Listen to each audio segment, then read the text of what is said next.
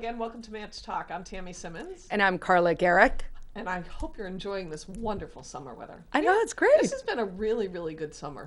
So worse. We could have like locusts and like snow.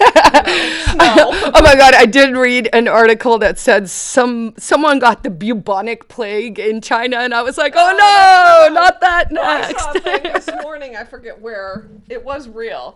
There was some mall in like Oklahoma or something. There were like massive amounts of these black crows. Like, you're just like, it was like The Birds, the movie. It was crazy. I'm like, nothing surprises me. I tell people that, just no. You know what, and maybe we can start with this just to sort of frame things for this episode, is I was watching a documentary yesterday, and it was showing something from like the 50s, right? And it was just people up in arms, and you saw people complaining about police brutality. It was marches on the streets of New York City. And you just realize, you know what, Things guys, don't change. this is life. People should get off social media. We should stop arguing and fighting about stuff. People should internalize, be like, what am I doing in my life? How's my life going? What can I do to make my life better? And stop worrying so much about everything else. I think we're driving ourselves insane. I think and I kind of do blame. I'm on social media. Don't get me wrong. I get it. It's a great communication tool if that's all you were doing. But it does seem over the years, the more social media we've, acquired, the less people are able to just communicate like normal human beings. Well, I think or not take everything so personally. First of all, the typed word does not offer the same expression as the spoken word. I could type you an email, a strongly worded email, or I could have a conversation with you. I'm guessing that the conversation will probably be more impassioned than the email. Might not be as perfectly written, but I think people are less rude in person. Like oftentimes, people have said things to me on Facebook, on social media over the course of the past few months where I was like, you would never say that to me, to my face. And, so I feel like on the one hand, it sort of gives people an excuse for bad behavior. But it's also just, I think it's several things. One is, I just started reading this book called The Elephant in the Room, and it actually talks about how, face it, guys, we're just, sophisticated monkeys. And that, that sort of tribalism and that sort of competition and that sort of is very innate in our it's just DNA. It is just the way we are. It's literally our nature, right? But then I also think that, there are parties, meaning politics, meaning people with vested interest, always follow the money, who are benefiting from this sort of clashing mentality. And I saw a really good example yesterday. I follow representus.us on Facebook, and it's a nonpartisan group that sort of, much like I try to do, sort of tries to point things out like, hey, just look at this, isn't this weird, without being like, oh, you got to hate these people or love these people or anything, right? And it was a little, it was a comparison of money donated by billionaires to the Democratic Party and the Republican Party. And I was actually shocked to see that there is way, way more money from billionaires to Democrats that goes to Democrats than goes to Republicans. So most of the money that comes into the Democratic side from billionaires and large corporations. But everyone has this sort of impression that the Republicans are the cronyist capitalists, the fat cats and everything. And I was like, but that's not actually true at all if you look at the facts. And it's been that way for a long time. And we see it in a lot of things where it is kind of, it's not really hypocrisy, but it's bizarrely not accurate. It is hypocrisy, especially like if you're lying about it or you're framing things in a certain way while, you're saying, oh, these people are bad, but you're backdooring all your donations from them. That's I read something yesterday. It was Eddie Edwards, conservative black man. Shouldn't matter what color his skin is, but he'll even say, I'm a conservative black man who, was treated poorly by the executive council, was never given a hearing. Like, it's just odd. And executive counselor Deb Pignatelli, who's a Democrat, went after and said, "Oh, he wasn't qualified. Like he just wasn't he wasn't a good fit for the job." Well, how do you know? He wrote back to her and he said, "You obviously did not read my resume, Right, and did not give me a hearing to explain why I was a good fit for the job. You just outward dismissed me." And she apparently must have made some sort of comment that, well, she supported black women for positions or whatever. So then Eddie was saying, like, why are you trying to drive a wedge between black men and black women? Why is there this constant separating everybody into pitting groups against each other? Why couldn't you just take me as an individual? So here's what I think, right? It's the more you pit people against each other, the more divisive it is, the more engaged people are. So if you see how angry people are right now, and just like and frankly a little ugly. Yes. I mean, it's getting to a stage where I'm just like, can we stop with the name calling? Name calling is my first discount. Like, if once you throw out an actual derogatory name, I'm like, your opinion means less to me. And also where it's like personally directed. Yeah. That's what I mean. Not just saying those fools or something, right. but when you're I did last week say people are morons. I stand by that statement. But that's a broad one. You're not looking at an individual I'm not and saying Tammy you is are a moron. She's not. No, but I know what you mean. Don't call me Right. specifically a moron. Right. Say people are morons. Right. That's just a mindset. So the other thing that I just recently discovered is, I guess in 2013, and maybe we've mentioned this on a show in the past, they changed how the U.S. government was allowed to deal with propaganda.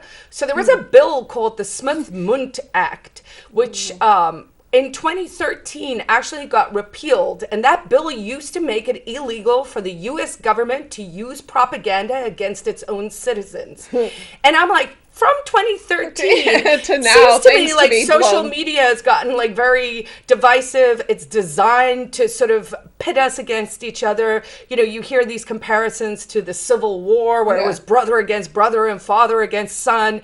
And I mean, if you look at my Facebook feed, it almost feels that way at this stage.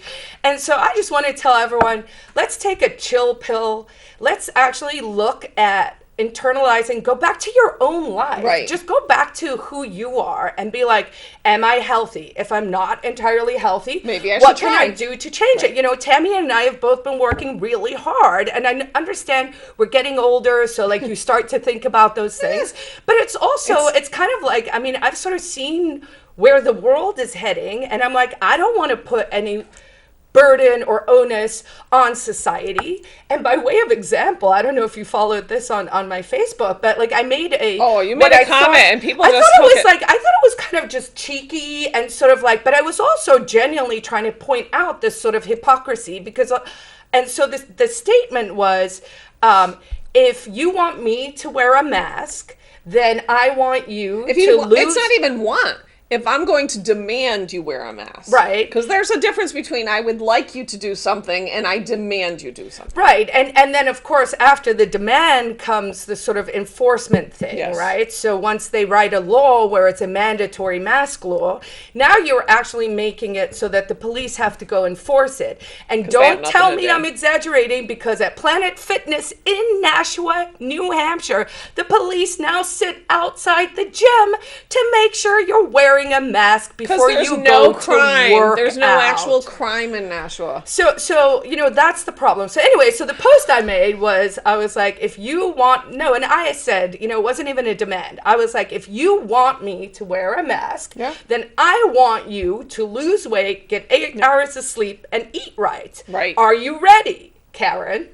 That's probably why, right? So I was being cheeky. I'm entirely willing to admit that. The vitriol that came back, and I was like, okay, but wait a second. So people who say we should wear masks, and a lot of those people I understand are immune compromised, but a lot of the people for whom this virus is the most deadly have health issues that are self-inflicted chronic diseases, being overweight like I was 2 years ago. I lost 65 pounds. I could still lose 20 pounds and probably right now I feel like I feel much better than I did 6 months ago or a year ago, But I bet if I look on a chart, I probably still have to lose 20 more pounds. I mean, I don't think that's realistic in my life, but it does make a huge difference when you lose weight. And it changes your health difference. completely. It changed my immune response to allergies, to food, to all these things. And those were choices I took and implemented in my own life, and you took and implemented in your own life to make your unit better. Right. So I'm like, look, guys, if we're all in this together, Let's all and get you're into making demands on me, then I'm gonna start making demands on you. Right. And you're not gonna like it. So maybe stop making so many demands on the rest of us. That's all I want. Live and let live. You take care of you. I take care of me. So you had a I had an article. Well, no, I did. I'm making notes about all sorts of things, but so. Every day, pretty much, on social media, somebody posts some piece of data. There's two things. People post some data, and people just post whatever. Like, not be. And I'm one of, my personality is not necessarily to challenge to be difficult, just to challenge to make people stop and think. Right. What are you basing that on? If you're telling me, because last week the big talk was, the surge, everybody should wear masks, not because here's the data on why I think you should wear masks. Everybody should wear masks because we've had this surge over the last 30 days in New Hampshire. And I'm like, oh. And just to clarify for people watching, the surge isn't a surge in deaths. In fact, deaths are going down. The surge is just because we've increased testing. And it turns out there are a lot of people who have this virus or a corona similar virus, depending on how you're looking at the testing. So, when you hear that, and if you are still listening to mainstream news, which you should not be doing. Take less of. Just Make take it in healthier. Less. I mean, that's sort of part of the toxicity. Yeah. Well, it's all day, 24/7. When we went to 24/7 news, think about it. People started getting crazy then. Right? And it's fear-mongering. And the other thing that folks need to remember is, like, the mainstream media and the people reporting on this stuff don't care about you. What they care about is making their profits, and the way they make profits is, 1, by pitting people against each other, 2, creating conflict, and 3, creating a fear-mongering based group so that you're just sort of sucked into this world. So when you hear things like there's this massive surge, just keep that in mind. It's not that more people are dying, it's just that more people are being diagnosed. And in fact, one may argue that because we're seeing those numbers, it actually means that this is much, much less deadly than originally thought. Dan keeps talking. Apparently the WHO has not actually said that the virus is aerosolized, which I thought we had, but it had. But wow. I'm not a dumb person, but Dan's significantly smarter than me. So I said, oh, wait a minute. We already thought it was aerosolized. And he said, no, they're saying it's droplets. And I'm like, okay, well, what is, and then I doubt myself. So what's the difference? So he said, well, if it is aerosolized, meaning it's teeny tiny particles everywhere. So that just by breathing. The reality is that would make it more like the measles. Okay. Except for the reality would be that anybody who has gone to any store at all has been exposed to this, because it would just be there, even with a mask on, because the masks can't stop those itty bitty particles. Right. So how many Americans, how many New Hampshire residents have already been exposed and or had this and it didn't have any impact? So because I like to see an actual thing as opposed to hyperbole, Ron Paul, former congressman from Texas, who is a medical doctor. It's important to remember, this is coming from a medical doctor. Had an article this week. Apparently on July 2nd, Texas Governor Greg Abbott issued an executive order mandating the wearing of masks across the state because of this spike. Okay? I'm going to skip through. It says, Collin County, and I'm not sure where Collin County in Texas is, but it's relevant. Collin County Judge Chris Hill blew the whistle on what appeared to be a move in mid-May that redefined what a COVID case was to match the mainstream media line that a second wave was on the way. Mm-hmm.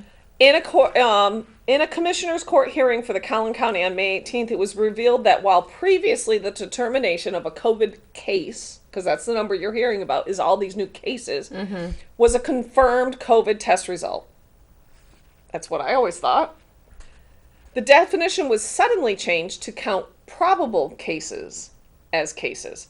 At the same time, the threshold for determining what probable was lowered to a ridiculous level.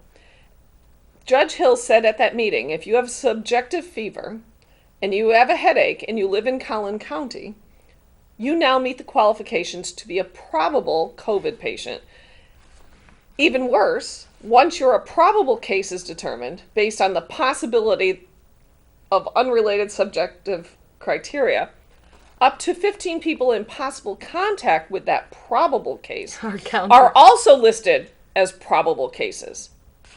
So, we went from, in Texas, counting in May actual positive COVID tests to an actual patient, to actual people who tested positive, 50. To people who might have similar symptoms, but not necessarily tested positive, not necessarily even tested, and then 15 people surrounding them. So this is why there probably is a spike in Texas, because you're comparing apples to barrels of apples. Right. Did I ever tell you that I got this phone call? I still have a 917 cell phone number from my New York days, 15 years ago. And I got a call very early in this whole thing, maybe March, maybe early April, because it was on the way to the first Reopen rally. And it was a push call from the Department of Health and Human Services of New York City. And so it was a voicemail that had been generated by them to everyone, I guess, in New York City, New York State. I'm not quite sure about that part, which basically said, and this was in spring at the start of, allergy season, if you have a fever, a cough, a sore throat, or are blowing your nose, you may have COVID. Or allergies. And I was like, wow, how terrifying. Right. Like I feel like if we're in this medical emergency, then you're not looking for patients. You're just trying to deal with whatever is being thrown at you, which from the start made me extremely skeptical about what exactly was going on, right? And one of the things no one wants to talk about is, the comorbidities and the fact that a lot of the people, sadly, who are passing away, first of all, are elderly. Like your time comes. I mean, I understand they're vulnerable. I think we could have done a lot better in the long-term nursing homes and all of that. And I do think the treatments change. I mean, I think and that's how it should be. Right. You iterate and you learn. I mean, the whole intubation concept, the whole ventilator thing, they're kind of like, maybe that was really bad. But that was originally. But they didn't understand the blood clotting thing. Like, so they were actually probably causing more. They were, but they didn't know. So there are, certainly in New York State itself, which if you're still living there, I don't know why I left there decades ago. That's partly why I got out, because I was like, if we're going to move towards this totalitarian, tyranny-based society, which is what I believe is busy happening, and certainly in my book, which you ordered, The Ecstatic Pessimist, available on Amazon yesterday. There are essays just over the 12 years in New Hampshire where I talk about, look where we had this first lockdown, and it was like this very isolated thing. And from there, because people didn't push back on their rights and said, hey, is this are you actually allowed to suspend the Constitution because you feel this will make your job easier? Oh, okay, I guess you are. Then, it's gone from, like a school lockdown to a street lockdown, neighborhood, and now we're at a, statewide lockdown. And I won't be surprised if we see before the November election some kind of federal national lockdown. You heard it here first. I hope not. Just so everyone knows. So, a lot of this all goes back to the social media thing, back to the lack of critical thinking skills. It seems that people are the increasing number of lack of critical thinking skills. Another thing you've seen over the 4th of July holiday weekend is this tearing down of statues across the country. What is that about? Well, first of all, history is what it is. And whether it's important to know it. You should not, it's like, probably whitewash actually it. better to learn bad history. It's the supposed bad to teach you lessons of things not to do. Than not to. I mean, what good does teaching history about? Look at we're wonderful. Look at all the wonderful things. You need to learn that. Like, hey, look what bad happened back here. Don't do that again. Don't do that again. Like printing lots and lots and lots and lots and lots money. and lots of money and going into trillions of dollars in debt to have people sit at home and destroy the economy, and those chickens are going to come home to roost, folks. And the things like they attack. I mean, first of all, they're desecrating veteran memorials, which is just. I'm sorry. What is that about? This is more just about destruction of property than any logical attack. The one that was like, okay, you've now proven my point. Rochester, New York, they tore down a statue of Frederick Douglass. Frederick Douglass was an escaped slave who fought. He was an abolitionist in New York. So naturally, you should go tear his statue down. But this is the problem. I don't know if there's like, there was a political cartoon in the Union Leader about, they tore down the statue of Frederick Douglass, and there's older people standing there saying, but he was an abolitionist. And the young person said, well, what's an abolitionist? Right. And I was like, God, what are we coming to? Well, maybe we are just in those cycles where it's 50 to 75 years. We need a kind of, maybe it's every 100 years. I don't know. I hope we're not, Or it's Idiocracy and we're actually living the movie. I mean, we are. So your only defense against that is, once again, keep your eyes on your own plate, mind your own business, take care of you and yours. And always keep your eye on the ball. Yep. Always follow the money, always keep your eye on the ball, don't get so sidetracked, don't get caught up in the mess. Speaking of messes and local New Hampshire, little like, woo! So, Ghislaine Maxwell apparently was living in Bradford, New Hampshire. Who knew? Isn't that, it was just kind of crazy. That's very weird. It'll be interesting to see, somebody will there'll be they'll definitely be an interview if she survives.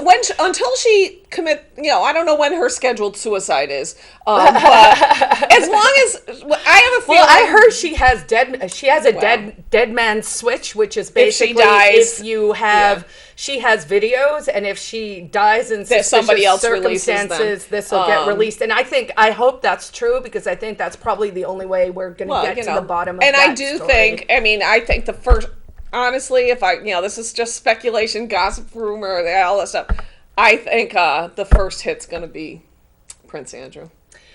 I mean, I don't know what he was thinking when he went on that interview. There was a little clip. They went to the girl. I can't think of her name. Which is unfortunate that I can't remember her name. The one who made the accusations, who said she was underage and being, trafficked out to him. They asked her if she thinks that he should be concerned, and she just smiled and she said, "Oh, he should be very concerned." So there's that. It's gonna blow up. It's gonna be. It's going to be all consumed.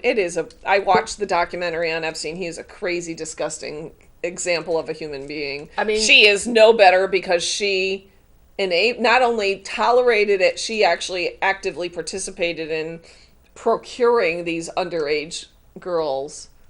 It'll definitely be salacious, and it'll probably be the soap opera that'll keep us all busy when we get locked down towards the elections in November. But in the meanwhile, we also have Trump is coming on Saturday. Is it Saturday? Yeah, Saturday he's going to, it's not Pease Air Force Base, it's whatever it's called now, Pease Trade Port. He's going out that way. It's in Portsmouth. The people in Portsmouth are all, because but it's not going to be in downtown Portsmouth. It's out on the field. They're flying in. Everyone who's going there is going there voluntarily. And they choose to be there. They're handing out masks. They got hand sanitizer. Entering at their own risk. So if you're in Portsmouth and you don't like Trump, and then don't go there. Don't go. Then go downtown and have a bagel at some place. Seriously, there's no reason to get and I think it's hysterical that there's this whole concerted effort, because this happened, I guess, out in the Tulsa one, and maybe, I don't know, was there a crowd for the Mount Rushmore thing? Whatever. So there's this whole energy for people to subscribe, sign up for tickets, knowing they're not going, and we're going to throw the numbers off, and I'm like, But that's not how it works. They're still going to let in. I mean, if the space People can show hold up, 8,000 right? people, they're going to let 8,000 people in. They don't care if 50,000 people signed up for tickets. And those types of tactics, they only work once. Like, even if you do it again, everybody knows you're doing it, so it doesn't mean anything. It's just so... There's so much bizarreness. It's also, why are we at this petty level of stuff? I will tell you why. Because government is too big. That is why everyone is butthurt about stuff. It genuinely is. Everyone has a vested interest because everyone has a vested interest, right? Like, everyone's like, you have to think like me. And that is the opposite of freedom. We should just be like, everyone, you do you. You do. I got yelled at for doing that. I said, I'll do me, you do you, let them do them. And they were like, I can't believe you just said that, because it was about masks. It was about the state reps at the state house not wearing masks up in a corner. And I said, how about you do you? Like, you definitely, if you want to wear a mask, I'll do me, and they'll do that.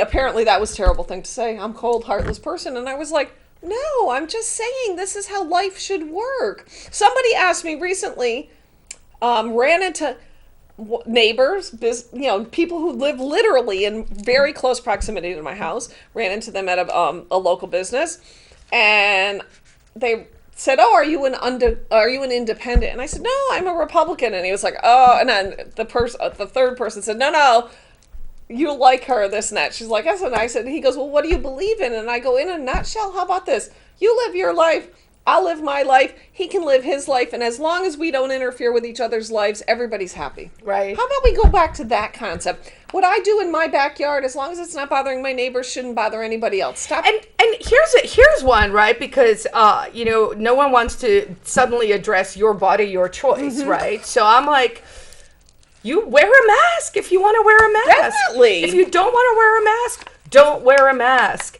It's that simple. And anyone who's making it more complex than that is virtue being, signaling. Yeah, I don't care. It's being It manipulated. really is. There are some people who should legitimately probably be wearing masks. Wear masks, and if you're high risk, probably not be out and about and take the extra precautions. But I am a healthy individual who worked really hard to get here, and I'm like, the masks make me feel sick. Masks really bother my psoriasis. I don't want to make excuses just for myself, but they really do. There is a negative impact. But it is also like your breath is your life force, right? Like, it's literally your breathing, and I know that. I mean, this will make everyone mad, but it's like I can't breathe when I wear that mask, and I'm like, why is what I'm doing have anything to do with you? You do you. I do me. And keep out of my space. Everybody keep out of my freaking space.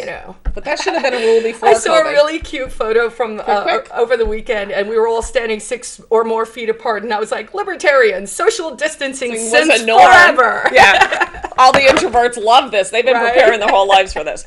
It looks like we're just about out of time. Make sure you get out there, enjoy the weather. If you're going to the Trump rally in Portsmouth on Saturday, have a good time. I think I've done it twice. I don't need to go and stand in the heat and do it again. It'll be interesting to watch, though. It'll be interesting to watch the protests. We'll be back next week again and another glorious summer day. And if you have any ideas, send them to us at ManchTalk@gmail.com or sign up to follow us on YouTube, whatever works for you. That's all we got. We'll see you next week. Bye. Bye.